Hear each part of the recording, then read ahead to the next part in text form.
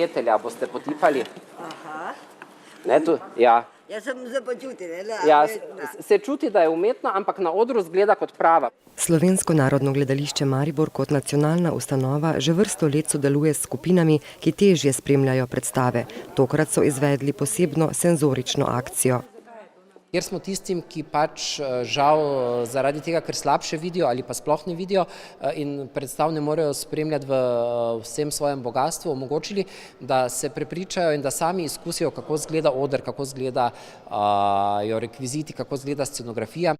Tukaj stoji veliko pridnih rok od zadaj in da je kar veliko ur vloženega tukaj dela.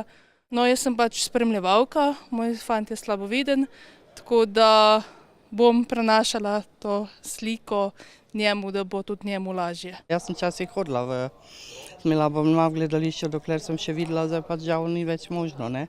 Koliko vidite? Jaz vidim 10%. Vam je to kaj pomagalo, to, kar ste zdaj šli na oder pa potipali travo? Že imaš bolj predstavo, kako to se dogaja na odru, ne?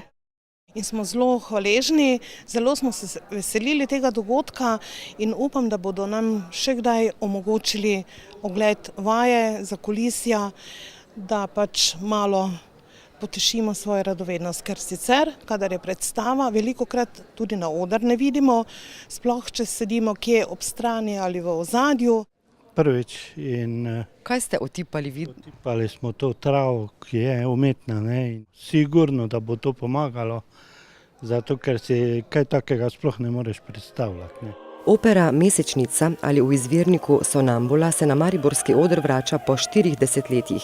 Njen avtor Vincenzo Bellini pa je s poudarjanjem čutnosti in čustev v prvi polovici 19. stoletja, obdobju romantike, bil znanilec nove operne ere.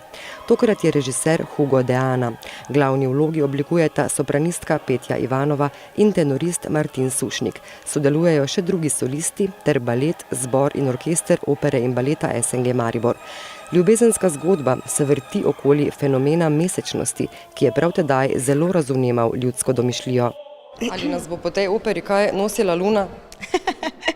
Ja, mogoče. Jaz upam, da bo vas nosila luna v operi, v samem nastopu, ne? Ker je krasna. Jaz sem zelo srečna, da imam možnost, da debitiram v ta predučudovita režija od majstra Hugo Deana.